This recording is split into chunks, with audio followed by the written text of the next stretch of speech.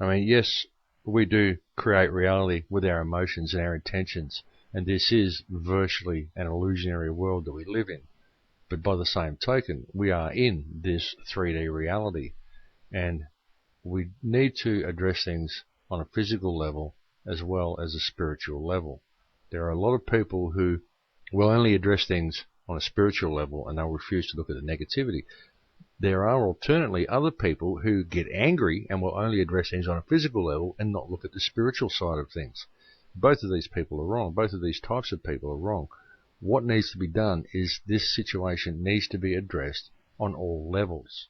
And it's very easy to do if you just put away the fear and understand the nature of this reality and understand the power that you have to affect change. And there's certainly strength in numbers, folks, and we have a lot of numbers. We have a lot of people in the world who could stand up and address this issue. There is 1% of the world's population who are controlling 99% of the world's population. So I really think I can see a way out of this problem, folks. You know, the only reason they control us is because we say, yes, sir, no, sir, 3 bags full, sir. And when they say jump, we ask, how high? That situation has to be remedied. And as I've said to you so very many times in the past, the way to remedy it is to understand the power that you have to affect change. I'll tell you what I'm going to do, folks. I have a little plan in progress that I'm going to implement very soon. I'm going to interview Jane Burgermeister next week. After I finish the interview, I will post it the way I normally do, and then I'm going to burn the interview onto disk as an MP3. I'm going to take that interview and I'm going to take the 35-page document that Jane has put out that shows the evidence she's gathered that implicates the people that she's accused. And I'm going to print that document. I'm going to send it to every major media outlet in every state in my country. And then I'm going to put an ad in the local paper. I'm going to put enough significant information in there to alert people to the realities of what's going on with this flu virus. And I'm going to ask all concerned people in my area to meet me at the local police station at a designated time. And I'm going to arrive at the police station with the MP3 of Jane's interview, with Jane's evidence. I'm going to walk into the police station and I'm going to ask them for a charge sheet so that I can press charges against the World Health Organization and the United Nations and against Baxter Laboratories. If the police attempt to dissuade me from doing so, I will tell them that I'm not there to negotiate. I'm there to press charges, and that it is their duty to allow me to press charges and to follow through with the evidence that I've provided to them. Should they keep dissuading me from doing so, then I'm going to tell them that they are now complicit in a crime that is being carried out against their families and the population of this country, and that they are willing participants in this crime. This makes them complicit in the crime. And I'm going to keep following this through. I'm going to make as much public noise about this as I can. I'm going to burn flyers, and I'm going to do letterbox drops. I'm going to do everything I can to get this information out to people, and I'm going to do it in as public a manner as I possibly can. I'm going to do this simply because I'm a responsible citizen of the world, and this is what needs to be done. If we sit back and allow this to occur, and we sit back and we allow mandatory vaccinations to be implemented in this country or in any other country, then we're already dead. We weren't alive to begin with, and we will have nobody else to blame for the situation that we will be faced with other than ourselves. Apathy is simply not acceptable in this situation. And I suggest that everybody who's listening to this show consider taking similar action. You need to alert everybody you can to the truth of this, and you need to take actions. You need to take a legal action, okay? There's no point trying to form some political party and approach the council for change and all of the sorts of things that I see all of these people trying to do. What people need to understand is that this is criminal action and needs to be addressed by legal means.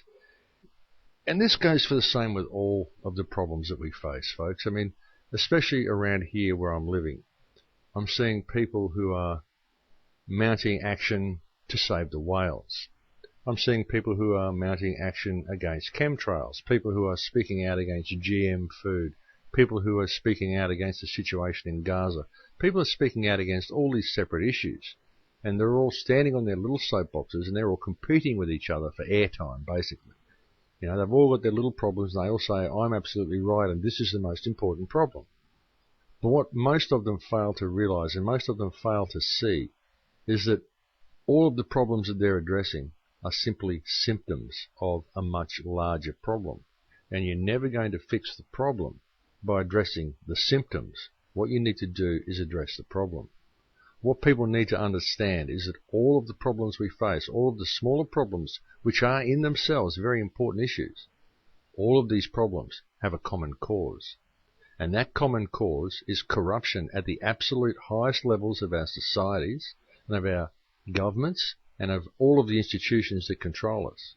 We need to address that. We need to address the corruption at the very highest levels of our society. Until this corruption is addressed, then the problems are going to continue. What these people don't realize is that all of the symptoms are symptoms of the one problem. There is only one problem, and that is corruption at those high levels of our society. So that's what we need to address, folks. We need to address the corruption at the very top. And it's easily done through non-compliance. Simply be the change you want to see in the world, as Mahatma Gandhi said. It's so important for people to do that. Live from the heart, folks. Live from the heart. Do what you would want others to do to you. Treat people as though they are yourself and do what is right in all that you do all the time. It makes a huge difference to what's happening in this world, and that is how we can address this issue. Understand that these are legal problems. These are legal issues and they need to be addressed in a legal manner. We have the power to do this. We just have forgotten it, because we are fed fear and we're fed disempowerment by corrupt governments and a corrupt media who do nothing but lie to all of us, and they serve their own means. These politicians don't help us, folks. All they do is feather their own nests. These are public servants. These are our employees, and they have elevated themselves to the positions of aristocracy. It's unacceptable. It's absolutely unacceptable. These people need to know what their place in society is, and that is to act in the best interest of the people. Forcing mandatory vaccinations of a toxic vaccine coming from a laboratory that actually produced the virus they're vaccinating us against is not acceptable.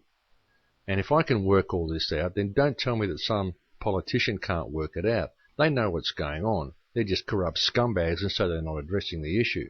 So it's up to us to address the issue for them and to remove them from power if they refuse to address the issue. We need to write out people's mandates for these people. We, the people, mandate the following. You have 30 days to comply, or you must step from office. That is the will of the people. We need to express that will, and we need to make sure that that will is carried out. You know, the police really need to step up to the plate and start acting like police instead of corporate policy enforcers, which is what they're doing at the moment. That's all the police are doing, is enforcing corrupt corporate policy and repressing the people. You know, and I believe that a lot of police officers are good people. I believe that a lot of them join the police force because they really do want to help the people. But they get there and they find themselves so tied up in red tape, and then they end up just indoctrinated into this brainwashing regime that says you must follow every order that's given to you, no matter how corrupt, and they just go ahead with it. The modern police force just seems to be a crime gang working for the government that's above the law. They're above the law because they make the laws, but they don't obey any of them. They don't act in the best interest of the people. They don't do what's right. They just enforce elitist corruption and work hard at destroying the people of the world and destroying their own families and themselves, which is a clear indication of how brainwashed these people actually are. But I think adopting that attitude is what's needed. The world is in for some major changes in the next few years, folks, and we need to make sure, as people, we need to make sure that these changes are changes that are going to benefit all of humanity. Not changes that are going to imprison or enslave humanity, and not changes that are going to allow the depopulation of the planet by corrupt institutions such as the World Health Organization, the United Nations, and corrupt companies such as Monsanto. All of these things need to be addressed.